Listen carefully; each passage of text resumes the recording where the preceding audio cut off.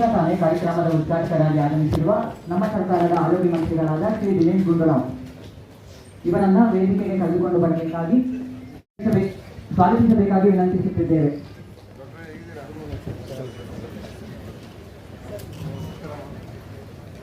And we also welcome Dr. Yogananda B. Vice Chair to this program.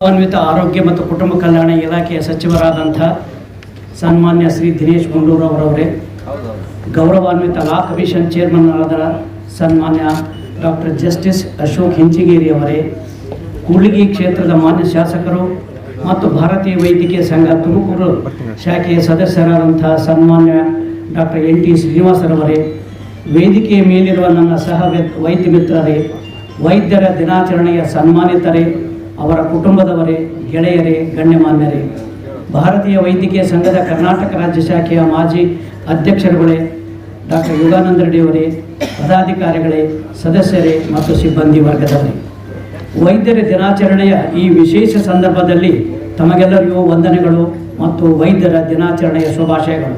ತಮಗೆಲ್ಲರಿಗೂ ಸ್ವಾಗತ, ಆತ್ಮೀಯ ಸುಸ್ವಾಗತ. ವೈದ್ಯಕೀಯ ಸೇವೆ ಉತ್ಕೃಷ್ಟವಾದಂತಹ ಒಂದು ಸೇವೆಯಾಗಿರುತ್ತದೆ. ಪರೋಪಕಾರದ ಪ್ರತಿಬಿಂಬ, ಪ್ರತಿಷ್ಠೆ ಇಲ್ಲದ ನಿಷ್ಠೆಯ ಪ್ರತಿರೂಪದ ಸೇವೆ ಅಂದರೆ ತಪ್ಪಾಗಲಿಕ್ಕಿಲ್ಲ. ನಿರಂತರ ಸೇವೆಯನ್ನು ಸಲ್ಲಿಸುತ್ತಿರುವ ವೈದ್ಯ ವೃತ್ತಿಯನ್ನು ಉಸಿರಾಗಿರಿಸಿಕೊಂಡಿರುವ ನಾವೆಲ್ಲರೂ ವೈದ್ಯ ದಿನಾಚರಣೆಯನ್ನು ಸಂಭ್ರಮದಿಂದ ಇಲ್ಲಿ ಆಚರಿಸಲು ಸೇರಿದ್ದೇವೆ. ವೈದ್ಯಕೀಯ ವೃತ್ತಿಯು ಶ್ರೇಷ್ಠ ವೃತ್ತಿಯಾಗಿದ್ದು, ವೈದ್ಯಕೀಯ, ಸಾಮಾಜಿಕ ಮತ್ತು ಸಾಹಿತ್ಯ ಕ್ಷೇತ್ರಗಳಲ್ಲಿ ಸಾಧನೆಗೈದ ವೈದ್ಯರಿಗೆ BC ರಾಯರವರ ಮಾರ್ಗದರ್ಶನ ಮತ್ತು ಅವರ ಸ್ಮರಣೆಯಲ್ಲಿ ಸನ್ಮಾನಿಸಲು ನಾವೆಲ್ಲರೂ ಇಂದು ಇಲ್ಲಿ ಸೇರಿದ್ದೇವೆ. ಇಂದು ನಿಮ್ಮ ಮುಂದೆ ಭಾರತೀಯ ವೈದ್ಯಕೀಯ ಸಂಘದ ಕರ್ನಾಟಕ ರಾಜ್ಯ ಶಾಖೆಯ ಅಧ್ಯಕ್ಷನಾಗಿ ನಿಂತು ನಮ್ಮ ವೈದ್ಯ ಮಿತ್ರರ ಕೆಲವು ಸಮಸ್ಯೆಗಳನ್ನು ತಮ್ಮೊಡನೆ ಹಂಚಿಕೊಳ್ಳಲು ನನಗೆ ಅಪಾರ ಹೆಮ್ಮೆ ಅನಿಸುತ್ತದೆ. ನಮ್ಮ ಕರ್ನಾಟಕ ವೈದ್ಯಕೀಯ ಕ್ಷೇತ್ರದ ಒಳಿತಿಗಾಗಿ ದೂರದೃಷ್ಟಿಯ ನಾಯಕತ್ವ ಹೊಂದಿರುವ ಮತ್ತು ಅಚಲವಾಗಿ ಸದಾ ಬೆಂಬಲ ನೀಡುತ್ತಿರುವ ನಮ್ಮ ಗೌರವಾನ್ವಿತ ಆರೋಗ್ಯ ಮತ್ತು ಕುಟುಂಬ ಕಲ್ಯಾಣ ಸಚಿವರಾದ ಶ್ರೀ ದಿನೇಶ್ ಗುಂಡೂರಾವ್ ಅವರಿಗೆ ನನ್ನ ಮತ್ತು ಭಾರತೀಯ ವೈದ್ಯಕೀಯ ಸಂಘ ಕರ್ನಾಟಕ ರಾಜ್ಯ ಶಾಖೆಯ ಪರವಾಗಿ ಹೃತ್ಪೂರ್ವಕ ಧನ್ಯವಾದಗಳನ್ನು ಸಲ್ಲಿಸುತ್ತಿದ್ದೇನೆ.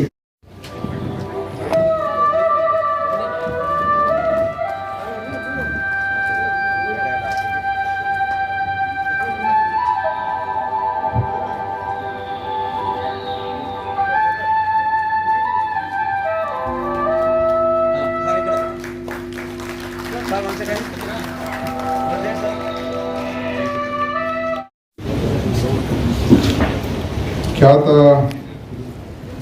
ವೈದ್ಯ ತಜ್ಞರು, ಸ್ವತಂತ್ರ ಹೋರಾಟಗಾರರು ಹಾಗೂ ವೆಸ್ಟ್ ಬೆಂಗಾಲಿನ ಮುಖ್ಯಮಂತ್ರಿಯಾಗಿ ದೀರ್ಘಕಾಲ ಸೇವೆಯನ್ನು ನೀಡಿದಂಥ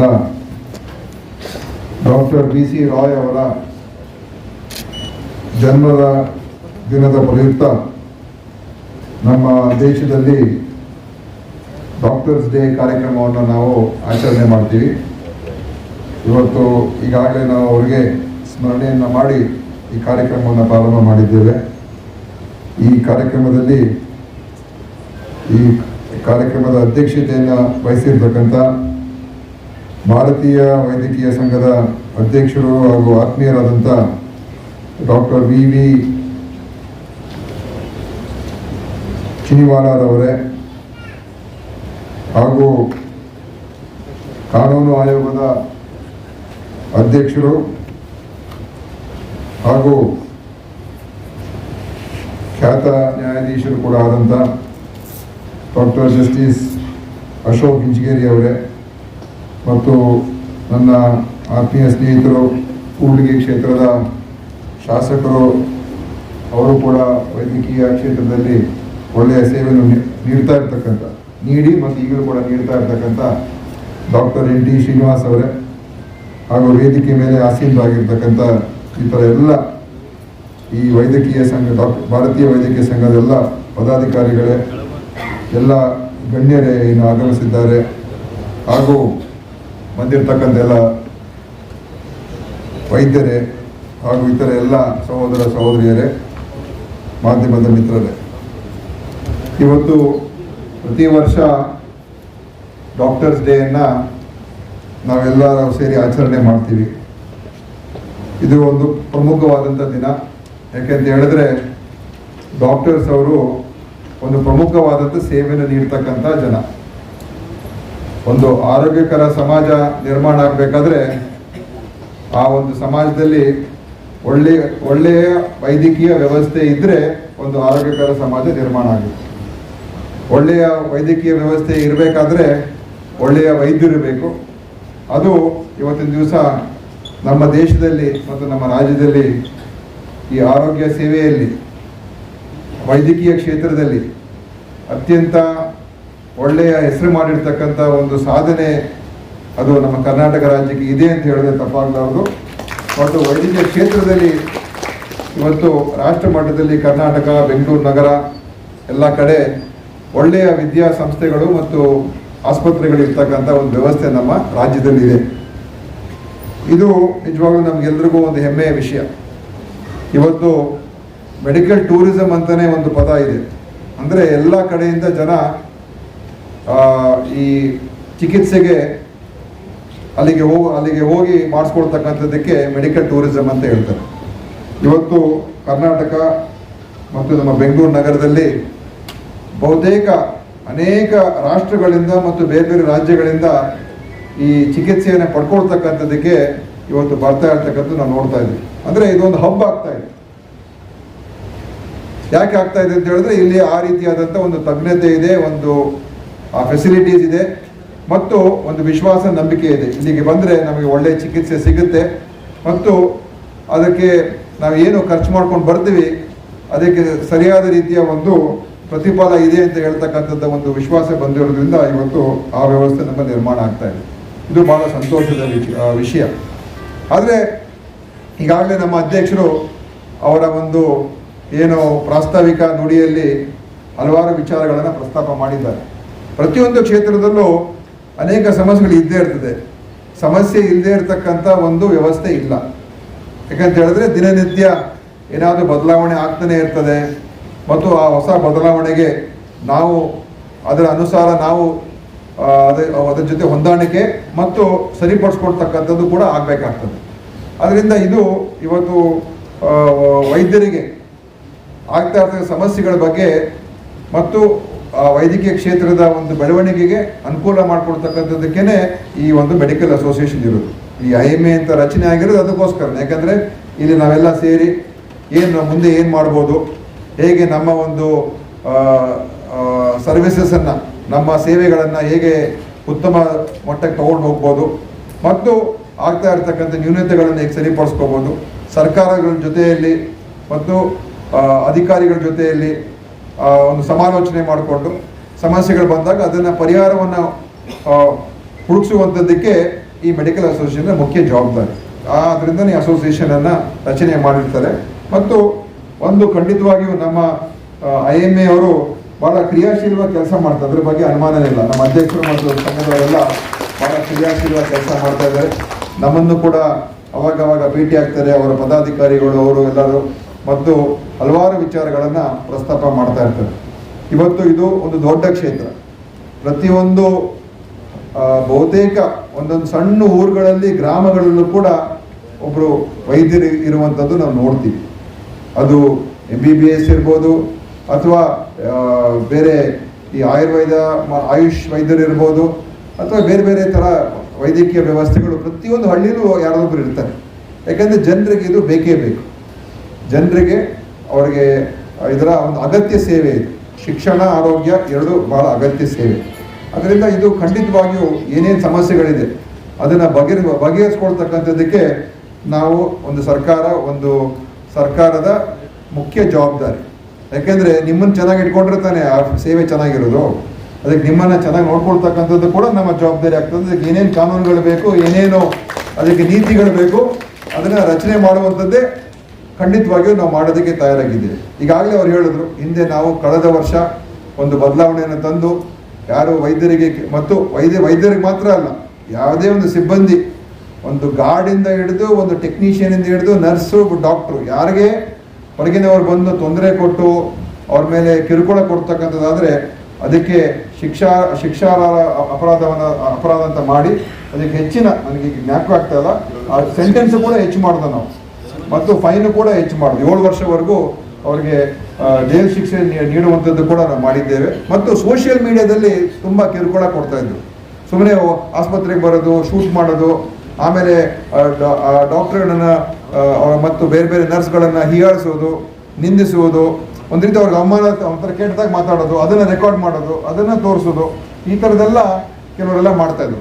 ಅದನ್ನು ಕೂಡ ಇವತ್ತು ಅಪರಾಧಕ್ಕೆ ಒಂದು ಶಿಕ್ಷೆಗೆ ಒಳಗಾಗ್ತಕ್ಕಂಥದ್ದು ಕೂಡ ನಾವು ಬದಲಾವಣೆ ತಂದಿದ್ದೇವೆ ಮತ್ತು ಕಾನೂನು ಪ್ರಕಾರ ಕ್ರಮ ತಗೋಬೋದು. ಯಾರೇ ಈ ಥರ ಮಾಡಿದ್ರೆ ಇವತ್ತು ಕಾನೂನಿದೆ, ಕಂಪ್ಲೇಂಟ್ ಕೊಟ್ಟು ಅಂಥವ್ರ ಮೇಲೆ ಕ್ರಮ ತಗೊಳ್ತಕ್ಕಂಥ ಒಂದು ವ್ಯವಸ್ಥೆಯನ್ನು ಕೂಡ ನಾವು ಮಾಡಿದ್ದೇವೆ. ಅದು ಒಂದು ಸುರಕ್ಷತೆ ಮತ್ತು ಅವ್ರಿಗೆ ಯಾಕಂದರೆ ಇದು ಒಂದು ಇಮೋಷನಲ್ ಸಂದರ್ಭಗಳು. ಆಸ್ಪತ್ರೆಗಳು ಬಂದಾಗ ಜನ ಒಂದೊಂದ್ಸಲ ಭಾಳ ಭಾವನಾತ್ಮಕವಾಗಿರ್ತಾರೆ, ಕೆಲವರೆಲ್ಲ ಅದನ್ನು ಅತಿರೇಕ ಕೊಟ್ಟು ಹೋಗ್ತಾರೆ. ಯಾಕಂದರೆ ಯಾವುದೇ ಒಂದು ಕೆಲಸ ಕಾರ್ಯ ಮಾಡಿದಾಗ 100ಕ್ಕೆ 100 ಸರಿ ಇದೆ ಅಂತ ನಾವು ಯಾರು ಹೇಳೋಕ್ಕಾಗಲ್ಲ. ಒಂದೊಂದು ಸಲ ಅದು ಗೊತ್ತಿಲ್ಲದೇ ತಪ್ಪುಗಳಾಗ್ಬೋದು, ಅಥವಾ ಏನೋ ಒಂದು ಕ್ರಿಯೆ ಮಾಡಿದಾಗ ಅದು ನಮ್ಮ ಕಂಟ್ರೋಲ್ ಇಲ್ಲ. ಯಾಕಂದರೆ ನಮ್ಮ ಶರೀರ ಯಾವುದೇ ಒಬ್ಬ ಮನುಷ್ಯ ಅವರ ಶರೀರ ಯಾವ ರೀತಿ ಪ್ರತಿಕ್ರಿಯಿಸ್ತದೆ ಎಲ್ಲರೂ ಕೂಡ 100ಕ್ಕೆ 100 ಹೇಳಕ್ಕೆ ಬರೋದಿಲ್ಲ. ಸೊ ಏನೇ ಒಂದು ಆ ಥರ ಆದಾಗ ಕೆಲವರೆಲ್ಲ ಭಾಳ ಇಮೋಷನಲ್ ಆಗಿ ಏನೇನೋ ಮಾತಾಡೋದು, ಏನೇನೋ ಹೇಳೋದು, ಅದೆಲ್ಲ ಸ್ವಲ್ಪ ಡಾಕ್ಟರ್ಗಳಿಗೆ ನಿಮಗೆಲ್ಲ ಅನುಭವ ಆಗಿರ್ತದೆ. ಕೆಲವರು ಭಾಳ ಕೆಟ್ಟದಾಗಿ ಮಾತಾಡ್ಬಿಡ್ತಾರೆ, ಕೆಲವರು ಭಾಳ ಭಾವನಾತ್ಮಕವಾಗಿ ಮಾತಾಡ್ಬಿಡ್ತಾರೆ. ಇದೆಲ್ಲ ಡಾಕ್ಟರಿನ ಅವರ ಒಂದು ಸೇವೆಯಲ್ಲಿ ಇದು ಅವರು ಅನುಭವಿಸ್ಬೇಕಾಗಿರ್ತಕ್ಕಂಥದ್ದೇ. ಆದರೆ ಅದು ಯಾವಾಗ ಒಂದು ಮಿತಿ ಮೀರಿ ಹೋಗ್ತದೆ ಆವಾಗ ಅವರಿಗೆ ಖಂಡಿತವಾಗಿಯೂ ರಕ್ಷಣೆ ಅಗತ್ಯ ಇರ್ತದೆ. ಅದನ್ನು ಖಂಡಿತವಾಗಿಯೂ ಇನ್ನೇನಾದರೂ ಕಾನೂನಾತ್ಮಕವಾಗಿ ಮಾಡಬೇಕು ಅಂತ ಇದ್ದರೆ ನಿಮ್ಮ ಸಲಹೆ ಕೊಡಿ, ನಾವು ಅದನ್ನು ಮಾಡೋದಕ್ಕೆ ತಯಾರಾಗಿದ್ದೀವಿ ಅಂತ ಕೂಡ ಈ ಸಂದರ್ಭದಲ್ಲಿ ಹೇಳೋದಕ್ಕೆ ಬಯಸ್ತಾ ಇದ್ದೀನಿ. ನಮ್ಮ ನಾರಾಯಣೋ ಹರಿಹಿ, doctor is Lord Narayana. Lord Narayana is the Hindu god associated with health, healing and preservation. Doctor has the divine stature. What it signifies or means is, a doctor is to be regarded as a manifestation of Lord Narayana.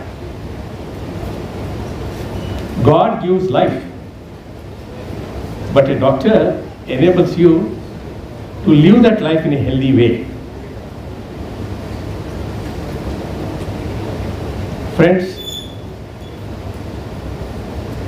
Doctors' Day is celebrated on different dates in different countries. In India, it is celebrated on 1st July to mark both the birth and death anniversary of Dr. B.C. Roy, an eminent doctor.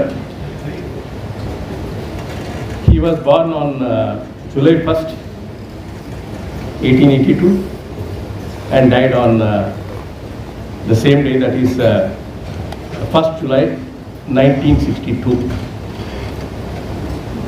He was also the Chief Minister of West Bengal for 14 long years. The highest civilian award, Bharat Ratna, was also conferred upon him. But what has appealed to me most is, even on his becoming the Chief Minister, he continued to practice medicine. He did not give up the medical practice.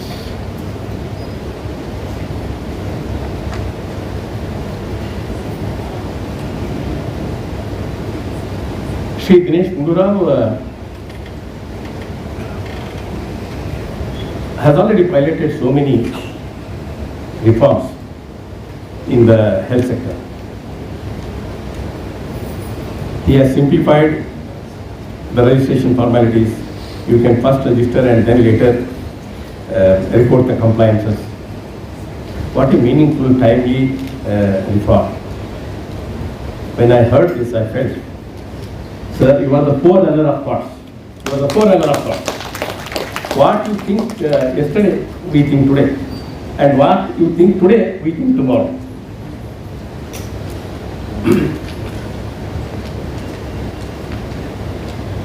In 1981, I had the rare privilege of sharing the dais with his father, C.R. Gungura. That time I was too young. Now I am too old.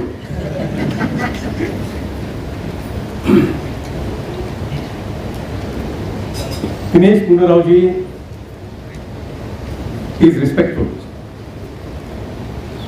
His father R. Gundurao was worshipful. Felt very happy, sir. Found that listening to you, was education in many respects. And I assure you, I take this opportunity to tell you, in your stewardship, under your guidance, whatever reforms are to be brought in, yes, we will that. The Law Commission will act in unison with you, sir.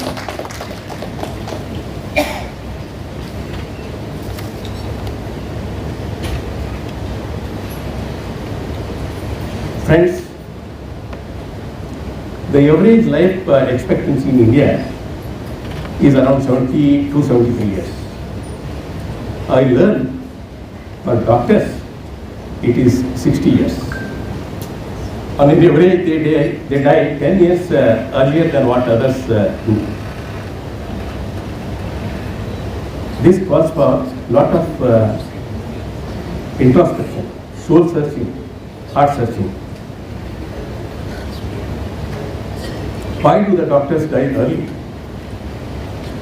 Doctors have no time to have their breakfast, lunch, dinner on time. They have no time to go to the gym or recreation club. They cannot even sleep for 5 hours a day. They are always committed to the health and well-being of others. It is the very nature of their work that cuts short their lifespan itself.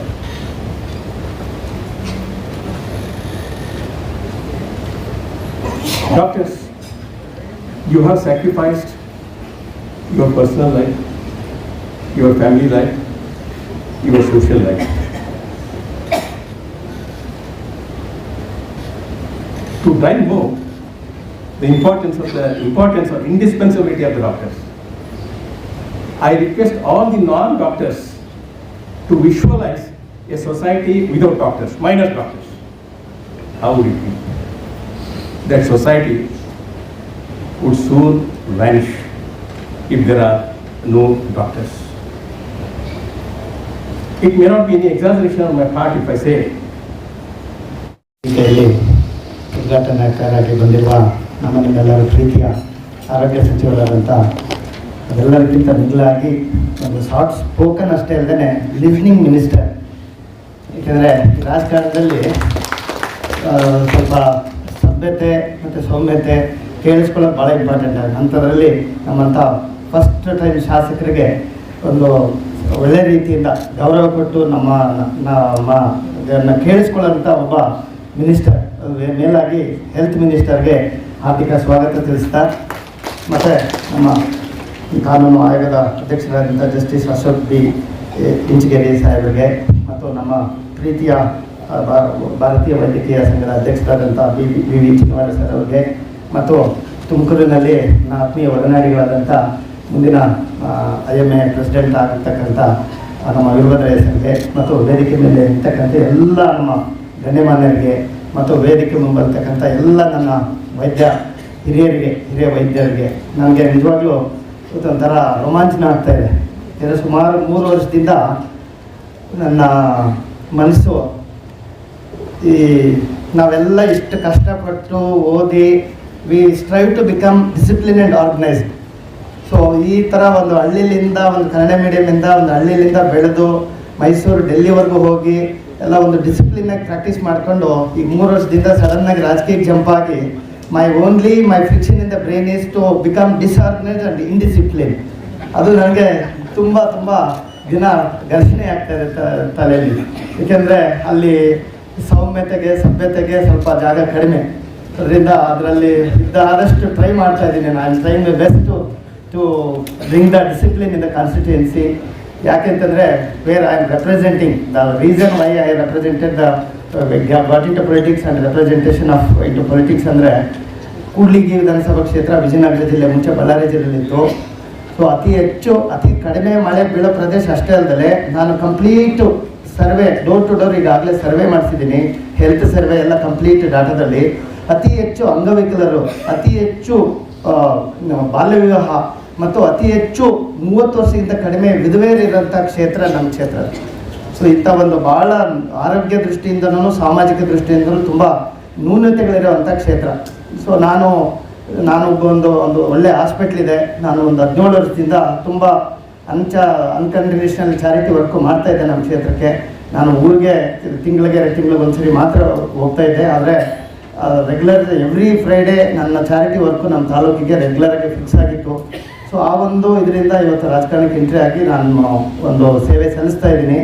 ಈಗ ನೇರವಾಗಿ ನಮ್ಮ ಕುಟುಂಬಕ್ಕೆ sir, ವೈದ್ಯಕೀಯ ಕುಟುಂಬಕ್ಕೆ ತಮಗೆ ಸ್ವಾಗತ ತಿಳಿಸುತ್ತಾ, ಈಗ ಮಾನ್ಯ ಇಂಚಿಗೇರಿ ಸಾಹೇಬರು ಒಂದು ಹೊರಡೆ ಹೇಳಿದ್ರು ವೈದ್ಯ ನಾರಾಯಣ ಹರಿ ಅಂತೇಳಿ.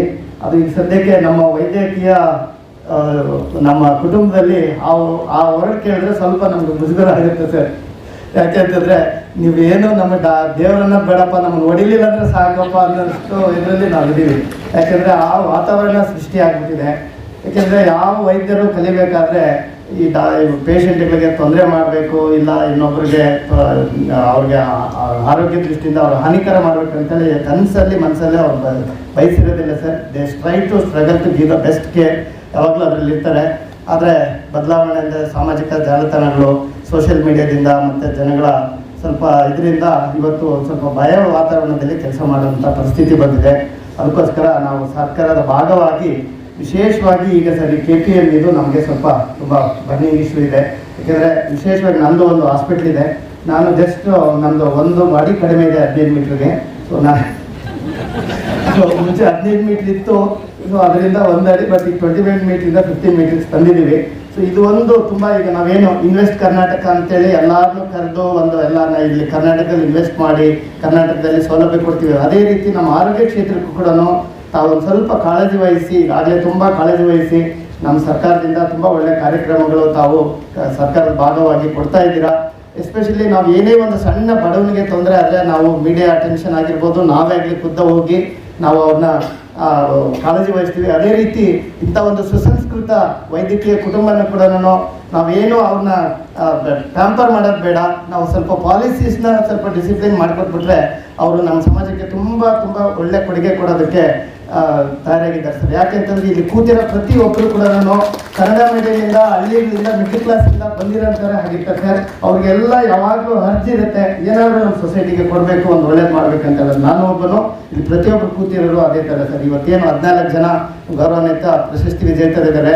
ನಾವೊಂದು ಒಂದು ಸ್ಟೇಜು ಒಂದು ಒಳ್ಳೆಯ ಸ್ಟೇಜ್ ಕಲ್ಪಿಸ್ಕೊಟ್ರೆ ನಮ್ಮ ವೈದ್ಯಕೀಯ ಕುಟುಂಬಕ್ಕೆ 14 ಜೊತೆಗೆ 1000 ಜನ ಅಂತ ಸೇವೆ ಸಲ್ಲಿಸಂತಾರೆ ಇವತ್ತು ನಮ್ಮ ಜೊತೆಗಿದ್ದಾರೆ ಸರ್. ಅವ್ರಿಗೆಲ್ಲ ನಾವು ಮಾಡಬೇಕಂತಂದರೆ ಈ ಸ್ವಲ್ಪ ಪಾಲಿಸೀಸ್ನ ನಾವೆಲ್ಲರೂ ಸ್ವಲ್ಪ ಸೀರಿಯಸ್ ಆಗಿ ಅಟೆಂಡ್ ಮಾಡಿಬಿಟ್ಟು, ಯಾಕೆಂದರೆ ಸುಮಾರು 1 ವರ್ಷದಿಂದ ಭಾಳ ಪಾಪ ನಮ್ಮ ವೈದ್ಯಕೀಯ ಕುಟುಂಬ ಈ ಆ್ಯಕ್ಟಲ್ಲಿ ಆಗಿರೋಂಥ ಸ್ವಲ್ಪ ಇದಕ್ಕೆ ಅವ್ರಿಗೆ ತೊಂದರೆಗಳಿಂದ KPM ರಿಜಿಸ್ಟ್ರೇಷನ್ ಮಾಡ್ಸೋಕ್ಕಾಗದಲ್ಲೇ ತೊಂದರೆ ಮಾಡ್ತಾ ಇದ್ದಾರೆ ಸರ್. ಯಾಕೆಂದರೆ ಬೇರೆ ಇಲಾಖೆಗಳು, ನಾನು ಈಗ ಸುಮಾರು 60 ಇಲಾಖೆ ಮ್ಯಾನೇಜ್ ಮಾಡ್ತಾ ಇದ್ದೀನಿ. ಅದರಲ್ಲಿ ಒಂದು ಅನ್ಎಜುಕೇಟೆಡ್ ಕೂಡ ಬಂದು ಒಂದು 20 ವರ್ಷ 30 ವರ್ಷದ ಒಂದು ಸಣ್ಣ ರೆವಿನ್ಯೂ ಫೈಲ್ ಇಟ್ಕೊಬಂದು ನಮ್ಮ ಹತ್ರ ತುಂಬ ಗಲಾಟೆ ಮಾಡ್ತಾರೆ. ಯಾಕೆ ಮಾಡಿಕೊಟ್ಟಿಲ್ಲ, ನನಗೆ ಏನಾಗಿದೆ ಪ್ರಾಬ್ಲಮ್ಮು, ನಾವು ಎಷ್ಟು ಕೇಳಿದ್ರು ನಮ್ಮ ಮಾತು ಕೇಳ್ತಾ ಇಲ್ಲ, ಬೈರಿ, ನೀವು ಹೊಡೀರಿ, ನೀವು ಅವ್ರಿಗೆ ಜಾಡಿಸ್ರಿ ಅಂತ ಹೇಳ್ತಾರೆ. ಆದರೆ ಯಾವ ವೈದ್ಯರು ಯಾವಾಗಲೂ ಒಳ್ಳೆ ಸಾಫ್ಟಾಗಿ ಬಂದು ನಮ್ಮನ್ನು ಕೇಳ್ತಾ ಇದ್ದಾರೆ. ಎಲ್ಲೂ ನಾವು ಸ್ಟ್ರೈಕ್ ಮಾಡೋದಾಗಲಿ, ನಾವು ಸರ್ಕಾರಕ್ಕೆ ಮುಜುಗರ ಪರಿಸ್ಥಿತಿ ಆಗಲಿ ಯಾವತ್ತೂ ನಾವು ಮಾಡೋದಿಲ್ಲ. ಅದಕ್ಕೋಸ್ಕರ ಇದು ಒಂದು ವಿಶೇಷವಾಗಿ KPM ಆ್ಯಕ್ಟು, ಈ ಫೈರ್ ಸೇಫ್ಟಿ ನಾರ್ಮ್ಸು ಈಗೆಲ್ಲ ಈಗ ನಾನು ನೋಡ್ತಾ ಇದ್ದೀನಿ ಸರ್, ಹಾಸ್ಪಿಟ್ಲ್ ಇದೆ. ಈಗ ಒಂದು ಡೇ ಕೇರ್ ಸೆಂಟರ್ ಮಾಡಬೇಕಂತಂದ್ರೆ ಕೂಡ ಅದಕ್ಕೆ ಒಂದು ಸಪ್ರೇಟ್ ಗೈಡ್ಲೈನ್ಸ್ ಇರಬೇಕು. ಈಗ ನಮ್ಮದು ಈಗ ನರ್ಸಿಂಗ್ ಹೋಮ್ ಅಂತ ಅಷ್ಟೇ ಇದೆ, ಈಗ ಗೈಡ್ಲೈನ್ಸ್ ಇದೆ. ನಮ್ಮದೆಲ್ಲ ಈಗ ಹಾಸ್ಪಿಟ್ಲ್ ಅಂತ ಇರುತ್ತೆ, ಇಲ್ಲ ಡೇ ಕೇರ್ ಸೆಂಟರ್ ಇರುತ್ತೆ, ಅದರಲ್ಲಿ ಆಪ್ಷನ್ಸೇ ಇರೋದಿಲ್ಲ ನಮ್ಗೆ ಏನಾದರೂ ಚೇಂಜಸ್ ಮಾಡಲಿಕ್ಕೆ. ಸೊ ಇವೆಲ್ಲ ತುಂಬ ಎಕ್ಸ್ಪರ್ಟ್ಸು, ಒಳ್ಳೊಳ್ಳೆ ಎಕ್ಸ್ಪರ್ಟ್ಸು ವೈದ್ಯರು ನಮ್ಮ ಜೊತೆಗಿದ್ದಾರೆ. ಅದ್ರ ಜೊತೆಗೆಲ್ಲ ಒಂದು ಕಮಿಟಿ ಮಾಡಿಕೊಂಡು ಇದನ್ನು ಆದಷ್ಟು ಬೇಗ ಬಗೆಹರಿಸಿದ್ರೆ ಇನ್ನೂ ಹೆಚ್ಚಿನ ರೀತಿಯಲ್ಲಿ ಸೇವೆ ಸಲ್ಲಿಸೋದಕ್ಕೆ. ಏಕೆಂದರೆ ಇವತ್ತು ನಾವು ಎಲ್ಲಿ ಪ್ರಪಂಚ ಯಾವ ಮೂಲೆಗೆ ಹೋದ್ರೂ ಕರ್ನಾಟಕದವರು ವೈದ್ಯಕೀಯ ಕ್ಷೇತ್ರದಲ್ಲಿ ಕರ್ನಾಟಕದವರಿದ್ದಾರೆ, ಮತ್ತು ನಮ್ಮ ಬೆಂಗಳೂರಲ್ಲಂತೂ ಇಡೀ ವರ್ಲ್ಡ್ ಇವತ್ತು ತಿರುಗಿ ನೋಡೋಂಥ ವೈದ್ಯಕೀಯ ಕ್ಷೇತ್ರ ನಮ್ಮ ಬೆಂಗಳೂರಲ್ಲಿದೆ. ಸೊ ಎಲ್ಲರೂ ಬೆಂಗಳೂರಿಗೆ ಬರಬೇಕಾಗಿದೆ. ವಿಶೇಷವಾಗಿ ನಾನು ಟೈರ್ 2, ಟೈರ್ 3 ಸಿಟಿದು ಕಾನ್ಸಂಟ್ರೇಟ್ ಮಾಡಬೇಕಾಗಿದೆ ಸರ್. ಯಾಕೆಂದರೆ ಎಲ್ಲ ಇವತ್ತು ಮಿಡ್ಲ್ ಕ್ಲಾಸಿಂದ ಓದಿ ಇವತ್ತೆಲ್ಲ ದೊಡ್ಡ ದೊಡ್ಡ ಏನು ಕಾರ್ಪೊರೇಟ್ ಹಾಸ್ಪಿಟಲ್ಸ್ ಇದ್ದಾರೆ, ಅವರೆಲ್ಲ ಅದು ಎಲ್ಲ ಹಳ್ಳಿಗಳ ಬ್ಯಾಕ್ಗ್ರೌಂಡಿಂದ ಬಂದಿರುತ್ತೆ ಸರ್. ಅವ್ರಿಗೂ ಒಂದು ತುಡಿತಾ ಇದೆ. ನಮ್ಮ ಊರುಗಳಲ್ಲಿ ವಿಶೇಷ ಉತ್ತರ ಕರ್ನಾಟಕದ ಭಾಳ ಜನ ಬೆಂಗಳೂರು ಡಾಕ್ಟರ್ಸ್ ಇದ್ದಾರೆ, ಅವ್ರಿಗೂ ತುಡಿತಾ ಇದೆ ನಮ್ಮ ಹಳ್ಳಿಗಳಿಗೆ, ನಮ್ಮ ಟೌನ್ಗಳಿಗೆ ಏನಾದರೂ ಸೇವೆ ಕೊಡಬೇಕಂತೇಳಿ. ಆದರೆ ಈ ನಮ್ಮ ಸ್ವಲ್ಪ ಸರ್ಕಾರದ ಪಾಲಿಸಿಗಳು, ಈ ಏನಾದರೂ ಪ್ರೈವೇಟ್ ಸೆಟಪ್ ಮಾಡೋಕ್ಕಾಗಿರ್ಬೋದು, ಸರ್ಕಾರದ ಇದರದ್ದು ಗೈಡ್ಲೈನ್ಸ್ಗೆ ಅವರು ಹೆದರ್ಕೊಂಡು ಇವತ್ತು ಸ್ವಲ್ಪ ಅಲ್ಲಿ ಹೋಗೋಕ್ಕೆ ಹೆದರ್ತಾರೆ. ಸೊ ಅದಕ್ಕೋಸ್ಕರ ಅಂಥನ್ನು ನಾವು ಗಮನದಲ್ಲಿ ಇಟ್ಕೊಂಡು ಇವತ್ತು ಅಂಥದ್ದೊಂದು ಅವ್ರಿಗೆ ಎಲ್ಲ ಒಳ್ಳೆ ರೀತಿ ಅವಕಾಶಗಳು ಕಲಿಸೋದಕ್ಕೆ ನಾವು ಸ್ವಲ್ಪ ಮಾಡಿಫಿಕೇಶನ್ಸ್ ಇಂಥ ಪಾಲಿಸೀಸ್ ಮಾಡಿಕೊಂಡ್ರೆ ಖಂಡಿತ ತುಂಬ ಒಳ್ಳೆಯದಾಗುತ್ತೆ ಅಂತ ಹೇಳ್ತಾ, ಮತ್ತು ಇನ್ನು ಅಪ್ಗ್ರೇಡಿಂಗ್ 57 ಸಬ್ ಸೆಂಟರ್ಸ್, 5 PHCs ಇದಾವೆ, ಅವೆಲ್ಲದನ್ನು ಅಪ್ಗ್ರೇಡ್ ಮಾಡ್ತಾ ಇದ್ದೀವಿ. 2 community health centre, taluk hospital ಕೂಡ 100 to 150 ಬೆಡ್ ಹಾಸ್ಪಿಟಲ್ ಅಪ್ಗ್ರೇಡ್ ಮಾಡ್ತಾ ಇದ್ದೀವಿ. ಯಾಕೆಂದರೆ ನನಗೆ ಗೊತ್ತಿರೋ ಫೀಲ್ಡ್ ಇರೋದ್ರಿಂದ totally we are taking control and ಎಲ್ಲ ರೀತಿ ನಾವು ಅಪ್ಗ್ರೇಡೇಷನ್ ಮಾಡ್ತಾ ಇದ್ದೀವಿ. ಸೊ ಇದೇ ರೀತಿ ಈ ಇದರಲ್ಲಿ ಕೂಡ ನಮಗೆ ಸ್ವಲ್ಪ ಅನುಭವ ಇರೋದ್ರಿಂದ ಇನ್ನೂ ತುಂಬ ಹಿರಿಯರಿದ್ದಾರೆ. ಇದಕ್ಕೋಸ್ಕರ ಎಸ್ಪೆಷಲಿ KPM ಇಲ್ಲಿ ಮತ್ತು ಈ ಫೈರ್ದಂತೂ ನಮಗೆ ರಿಯಲಿ ಇಟ್ ಈಸ್ ಫೈರ್ ಮಾಡ್ತಾ ಇದೆ ಸರ್ ನಮಗೆ. ಮೋಸಕನ ಹೆಜ್ಜೆಗಳು ಇವೆಲ್ಲ ಸಮಾಜದ ಪರಿವರ್ತನೆಯ ಪ್ರತಿಧ್ವನಿಗಳು. ಕೋವಿಡ್ ಕಾಲದಲ್ಲಿ ಕವಲಕ್ಕಿ ಮೇಲ್ವಿಚಾರಣೆಯ ಮೂಲಕ ಅವರು ಗ್ರಾಮೀಣ ಭಾರತದ ಸದ್ದುಗಳು, ನೋವುಗಳು ಮತ್ತು ನಂಬಿಕೆಗಳನ್ನು ನಿಖರವಾಗಿ ಚಿತ್ರಿಸಿದ್ದಾರೆ.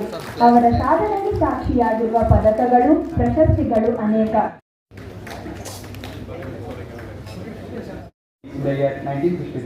and stood his first in MBBS at Karnataka University, Dhawan.